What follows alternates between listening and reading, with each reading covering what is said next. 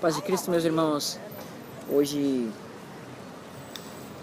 querendo trazer mais um assunto para os irmãos, nós vamos falar um pouquinho hoje sobre a lei de Deus, ok? Vamos fazer um estudo sobre a lei de Deus.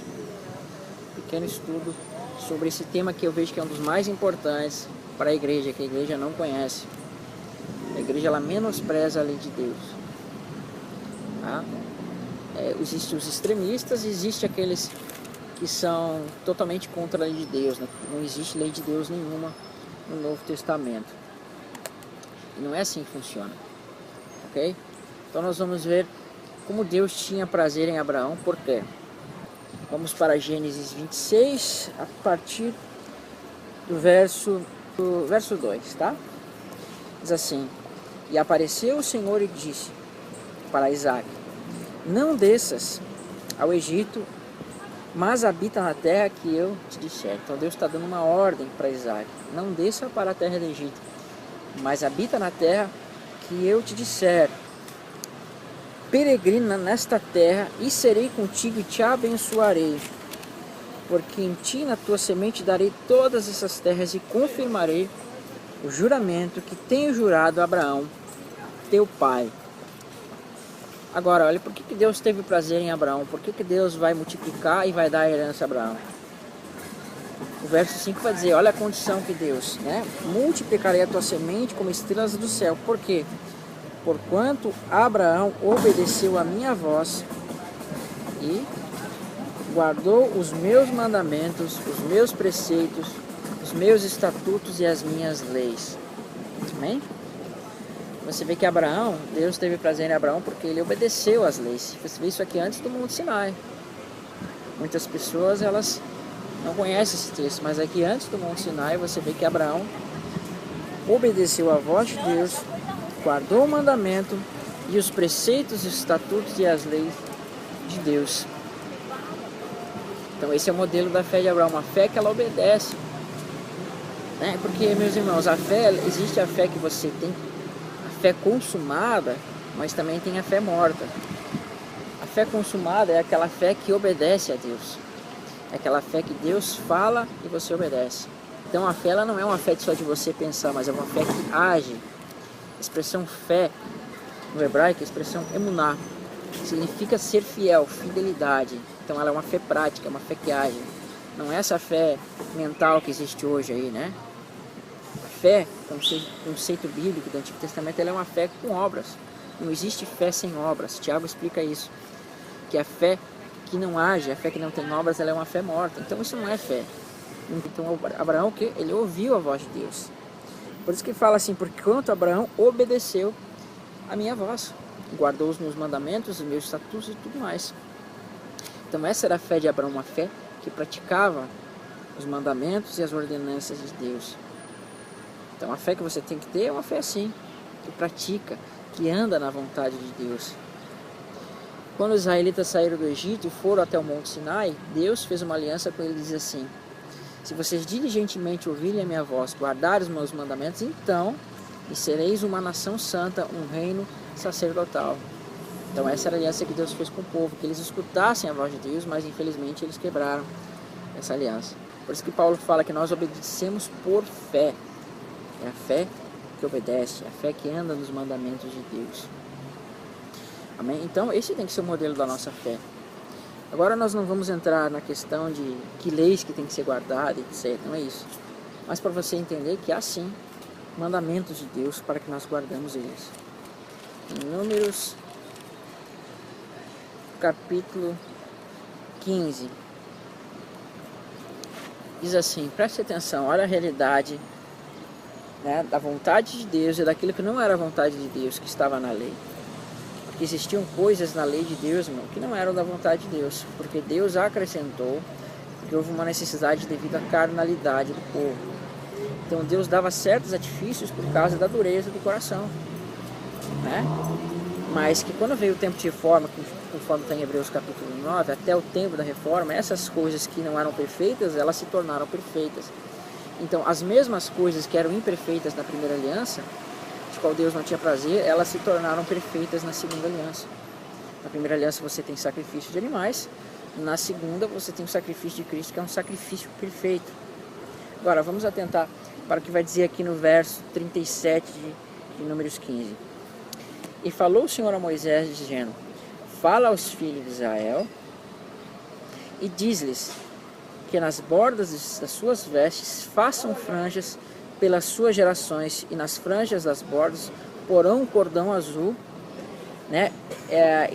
E nas franjas vos estará, para que vos vejais e vos lembreis de todos os mandamentos do Senhor, e façais, e não segundo o vosso coração, nem após os vossos olhos, pois os quais andais adulterando, para que vos lembreis de todos os seus mandamentos, e os façais, e santos sejais para o vosso Deus. Eu sou o Senhor vosso Deus, que vos tirei da terra do Egito, para ser por Deus. Eu sou o Senhor vosso Deus.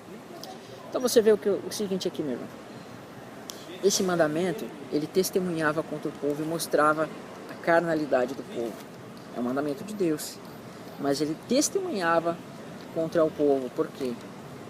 Porque Deus diz assim: manda os israelitas atarem nas suas vestes um cordão azul e franjas, para que lembre dos mandamentos, os quais andam adulterando com seus olhos. Uma pergunta que a gente pode fazer: se o povo estava precisando de franjas para guardar os mandamentos, isso significa que a lei não estava onde? No coração. Porque se você precisa dessas coisas para guardar a lei de Deus, para lembrar da lei de Deus, é que você não está com ela escrita na sua mente. E a vontade de Deus é essa: circuncidai o prepúcio do vosso coração, né? Circuncidai o prepúcio do vosso coração. Então a nova aliança, ela vai o quê? Ela vai tornar pleno isso na vida do crente. Ela vai fazer com que o homem não ande mais com franjas literais, mas ela ande com franjas no coração. Então é o coração que vai ensinar o homem, vai lembrar o homem da lei de Deus. Porque a lei de Deus vai ser escrita onde? Na sua mente e no seu coração. Amém? Então essa lei de Deus hoje, ela está sendo escrita onde? Na sua mente. Então na primeira aliança o homem tinha que se basear por essas franjas, essas coisas literais. E essas coisas, ou seja, elas não davam uma plenitude de Deus na sua vida. Você tinha que estar lembrando por meio de coisas literais. Mas agora na nova aliança, que está em Jeremias 31, diz assim, vamos atentar, Jeremias 31, verso 31, prestem atenção. Olha só como é a questão da nova aliança. Como Deus vai tornar plena, vai colocar as franjas aonde? No seu coração. Assim: eis que vem dias, diz o Senhor, em que farei uma nova aliança com a casa de Israel e com a casa de Judá, depois daqueles dias. Não conforme a aliança que fiz com seus pais, no dia que os tomei pela mão para os tirar da terra do Egito. Então não é conforme a aliança que ele fez com o povo quando tirou da terra do Egito, mas é uma aliança que ele firmará de uma forma um pouco diferente.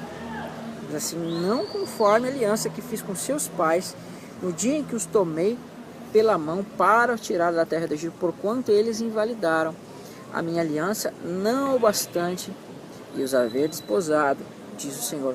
Mas esta aliança que firmarei com a casa de Israel depois daqueles dias, diz o Senhor, porei a minha lei no seu interior, ou seja, na sua mente, no seu coração.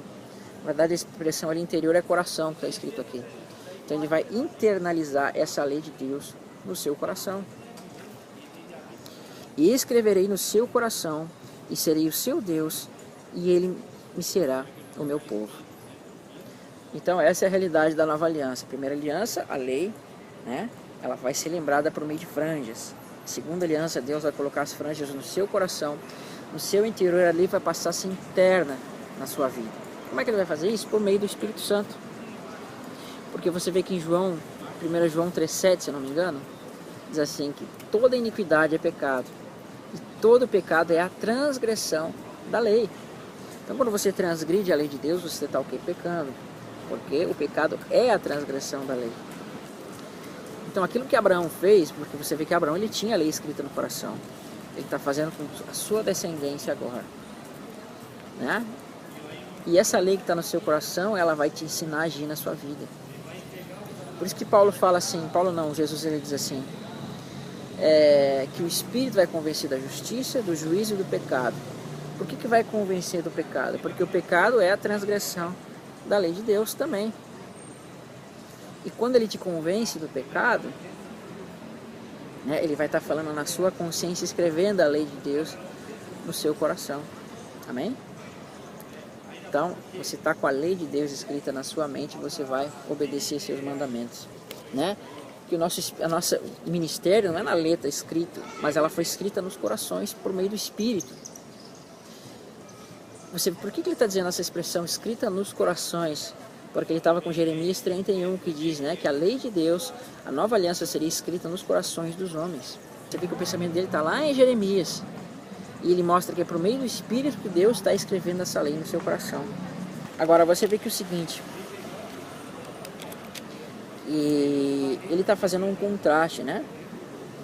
Ele diz assim que vós sois a nossa carta, não escrita com tinta, mas com o Espírito do Deus vivo, a qual lida por todos os homens. Então ele está mostrando que na sua vida Deus escreveu a lei dele na sua mente, no seu coração. E por causa dessa lei, hoje os homens vão ver na sua vida a lei de Deus se cumprindo. Então é como se você fosse uma Bíblia viva. Você tendo essa lei escrita no coração, você vai cumprir a lei de Deus, né? Você vai cumprir essa lei de Deus e as pessoas vão ler por meio das suas obras o que? O Evangelho de Cristo e a lei de Deus na sua vida. Amém? No próximo vídeo eu vou continuar, ainda tem que terminar o estudo sobre a casa de Deus. Amém? Que Deus abençoe os irmãos.